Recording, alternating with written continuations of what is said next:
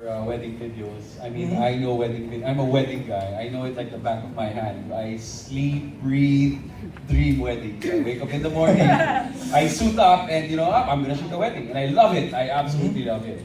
But Miss Lenny of Digital contacted me one day and said, "Hey, we have a project in store, and it's such a welcome break from once in a while you need something different to do." Right? So we do branded and content work, web content on a regular basis. Pero I've never had the opportunity to work with SM. No? Such a great heritage brand. So I jumped at the opportunity, and it was a great experience. Alam nyo guys, the project is so different, and it's so alike and so different from what I do. It's so different because when I shoot weddings, it's always a one-take environment. Hindi ko pwedeng sabihin sa tatay ng groom na, Sir, iyak ka ulit, please, dito. Ganyan, no? Kaya, bride, please walk down the aisle again. So, there are no take twos, no? But for this kind, for a web ad like this, for a film like this, we can nail it. No? We can continue to roll and do the takes until we get the perfect take. But I'm happy to tell you na hanggang mga take 3 lang kami kasi galing-galing ng talent natin, di ba? Palakpakan naman natin. So, it's alike naman, no? It's alike because at the end of it all, when I do wedding videos, ang numero uno ko namang nasa isip dyan is just to tell a story, to be able to tell a story that is relatable, that can touch other people. Right? Because when you come to think of it, when you watch my wedding videos, and you look at it, you watch them, hindi mo naman kilala yung kinakasal eh. Ba't ka umiiyak? Right? So in a sense, that's what we did. That's what we did for the film for SM, is that to make a relatable story that is touching, that you as a viewer can connect and relate to. So it's a great experience. Love is universal. And of course, I think that's what we touch, of course, in the video. And let's ask naman the actors themselves. Sabi nga natin, 3 takes lang, no? Kayo, parang what were the challenges during the shoot for you guys? For me po, yung pinaka-challenge talaga yung part na umiiyak. Kasi ang hirap Pag-iuna, ko na kagad yun, no? Kasi nung sa first na take namin, parang feel ko, doon talaga naiyak ako. Pero nung ulit-ulit na, medyo doon ako nahirapan. Ayan. Pero nagkaroon kami parang medyo nag-break kami na nag-shoot muna ng ibang scene, tapos balik ulit. So yun, nakuha ko na ulit yung Have you ever played a bride before? First time ko lang po na Alam mo na ang feeling ngayon. ang hirap, sobrang hirap po. Si Sir Jason dapat ang gumawa ng mo. Video mo. Pero hindi ka napapayakin. Huwag mo madaliin. Okay. Pero nahanap na ba si Mr. Right? I think so. Good! Malalaman natin yun mamaya. Interesado ako dito sa sasabihin ni Ms. Maribel about relationship. How about you, bro? Parang what's your favorite naman amongst, during the shoot, your experience, what's the most experience ko is the hardest thing is to be in character, to be that in love na moments before your wedding. So yun yung feeling na kailangan mo pakita na realization na siya na nga, na she's walking down the aisle na siya na yun forever. Oo, pero nakita namin talaga sa mga mata mo kanina. Na parang yun na yun mismo. Speaking of Valentine's Day, mabalik tayo kay Sir Jason. Have you ever shot, an actual wedding during Valentine's Day, as in Feb 14? Like my birthday and other holidays, I always work on Valentine's. No, practically every year.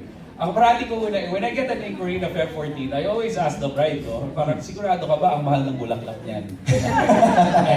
Okay. Yeah, we got it covered, Jason. We're hiring you, but we're getting some pakita na lang. So, believe me, the flower rates for weddings, 300%.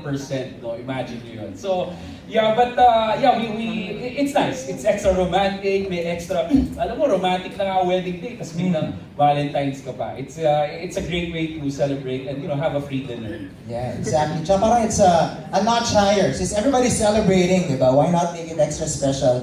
We are already on top of the Valentine's pyramid because of this. Having Jason Magbanwa and doing it on Valentine's Day. Let's ask naman itong mahaba-haba na experience sa love. Sir John, sino magsimula? Are you implying anything? Hindi, kumaga lahat naman tayo may experience. Pero lang mas may experience. I wanna learn from those who have been experts, syempre, through the years already. Sir John John, since you're celebrating Valentine's year on year, parang how do you keep it exciting every time? Well, I think let me relate it first to when Direct first presented the board sa amin, and I looked at it and I said, I always look kasi every time I look at the marketing piece, I always look at the insight behind, especially if it's a video, right? And the first thing that I noticed was the thing about the little things, right? Which is true. The little things really matter in a relationship, and those are the things that you should always make sure, and that's what I always do to make sure that my relationship with my wife stays very fresh, stays very energetic, and to the point that she won't leave me, di ba, ganon. So, so the little calls at lunchtime, right? The ceremonial thing that I ask every day, like what's for dinner. I always ask her that. That's something she always remembers about me. I always ask her what's for dinner, saying goodbye before I go. All those little things really matter. And even if you continue to do it each and every day, the funny thing about it is, it may be repetitive, but each and every time, the feeling is there, and the feeling just gets stronger. What a big hand for that, Sir John John. Little things. Back to the video, that is. Miss Grace, ikaw, what are those little things, or probably what's on top of your list that you don't forget to do for your hubby? Yeah, my poor husband who always says that I love my job, or do not do this, please. No, we naman, we've been married 30 years, last January 23. And that's a feat, and it went by so fast. So, for me, I think what's important is that you remember that time's so short. That every day, diba, it just adds up, and then later, it's 30 years now. And for me, one of the most memorable things I recall, I mean, all of those who are married, you go through rough patches, diba? But my daughter, my eldest daughter, who's 28 now, she says, hey mom, I realized, because she's been going through a lot of boyfriends, but now she just one she really loves. She goes, you know what really helped me was that you and dad stayed together. Aww. That was important to me as I, nurture my own relationship now. Something you take for granted as husband and wife, but it's important pala. So go to SM. Yun. Okay. Memories there. Exactly. Suave. Exactly my point. The wisdom we get from those who get it through the years for 30 But the years real to 25. expert here is Maribel. Yun na nga, that's why we're going to Miss Maribel. In this generation where, the hugot culture is here already, diba? What do you think brought this about? This kind of hugot culture, more focus into breakups and, lamenting on things. What do you think brought this into the culture? Well, yung breakup naman has been there for a long time already. But I guess with social media, people are now also writing about their breakups, bashing their boyfriend or girlfriend, which, is rather sad kasi online, it's public. Harap-harapan na lang kayo magsalita, wag na online. But I guess it can entertain some, or it's information for some. But breakups are always there. And I guess there are some who are more expressive, I guess, by writing down rather than the face-to-face encounter with the other person. Exactly. So you make it more personal. Yes, but I wanted to add, yung Yes. sinabi ni Jojon kanina, that's the same question of my husband mga 4 o'clock.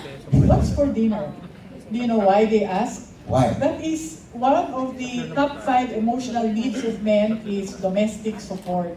They want to go home to a place where, they have their favorite chair, and they have the food, and wife is warm and pretty, and with garlic, Yeah. So, it's very normal, John, asking. So, kung ayaw ng asawa ko yung aking pagkain, hindi naman ako nagluluto, alam ko kung saan mag-order. Sa SM, maraming mga pwedeng pagpilian ng pagkain. Siyempre. Ay, sa supermarket, ang dami doon. Sana, gawin na ako. Buffet, di ba? Oo. Tsaka reasonably priced. So, I think of that talaga na what food. Yeah, Yeah, because food is very important for a man. for sure. Okay, let's ask naman na our millennials, since the super generation is generally like more millennial and Gen Z. Tanongin naman natin si Benedict, tsaka si Jordan. Kayo ba, how do you think does social media impact, your own relationships, if you have any? Meron na ba? Aba, meron na. Simulan natin kay Jordan. Sa akin po, feeling ko lang yung social media, nakaka-pressure sa guys. Lalo na for example ngayon for Valentine's Day, makikita nila yung mga friends nila na nagpo-post na ito yung ginagawa sa girlfriend sila. So sa kanila, nagpe-pressure sila na ano yung pwede nilang gawin na matatop yung ginawa ng friend nila. Medyo, who gets the part, who gets on the top. How about you? Ganun din ba? From my experience, tama yung sinabi ni Jordan na talaga nakaka-pressure kung nakikita mo iba-iba na pa-sweet.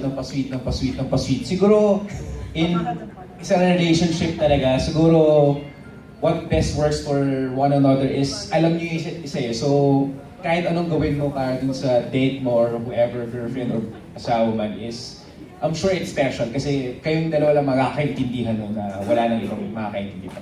Alright. And we know that, love is beyond Valentine's. I want to know from Miss Maribel, what are your tips, how could you keep a healthy relationship, Valentine's or beyond?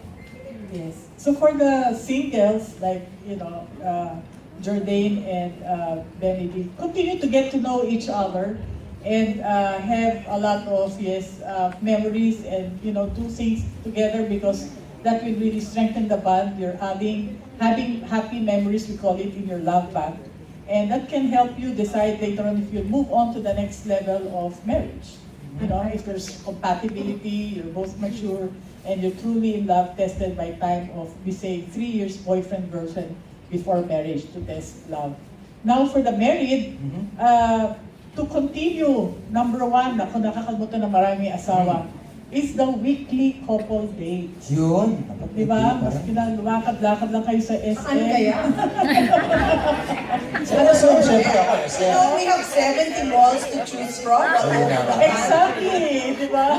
Lunch and mess And and baba. 5,000 restaurant. Even if you get kasi pag asawa ka na, limited ang budget, sabi nila, mahal. Kaya hindi pumunta sa Jollibee, 10 peso ice cream. Tigisa kayo, di 20 pesos. Tapos ganun pa kayo, ka-cross. Kung 10 pesos lang talaga pera mo, di isang call na lang, magdilaan na lang kayo sa isa. Share, di ba? Sharing is We caring. used to do that when we were single, di ba? Share everything. But the key here is the friendship kasi between husband and wife has to continue.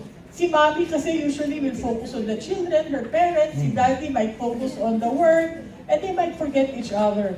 So if Grace is 30 years married, I'd like to say I'm happily married more often than not for 34 years. Dear Alan. So really, and the weekly date keeps our friendship because those kids will leave you anyway. And so now, yes, it's back to the two of you. So it's good that we continued the friendship with each other and try to hold hands and kiss and have that annual couple vacation, not always with the children. One quick way is padala niyo yung mga anak niyo kay lolo at lola, vacation kayo at home. Di ba? Mura yun. Staycation. Staycation. Yes. Alright, I think, of course, I have a tip. there you go, a tip from our This is panel. about gift giving. Many women kasi always complain, he never gives me gifts. O kaya, oh my God, ano ba naman yung gift niya sa akin? I expected pa naman that he would give me something. Tapos, pangit na binigyan ako tuwalya o kaya binigyan ako veggie. Right? Baka washing machine pa. Guess what? The best thing to do with men, and John, I'm sure will agree, is you tell them exactly what you want. Ahead of time. Pwede namang ganito eh. Ano Wish po, list. honey, nakakita ko ng iPhone 10. Oh my God, ang bakit? Ilang gig. Pati gig. Pwede. Diba? Or, oh my God, ang sapatos ko, it's so pangit. Look at that, so nice. Diba? I mean, you really have to be clear. And for men, thank God, alam ko na bibigay ko Mas right? madalas Totoo, mga totoo. lalaki. Sigehan sa Pasko. Hmm. Ganon. Sigehan sa Pasko, pero Valentine's pa. Para maplano na, napag-ipunan. For all occasions, I think even the carat of the diamond one. Alam mo, yung friend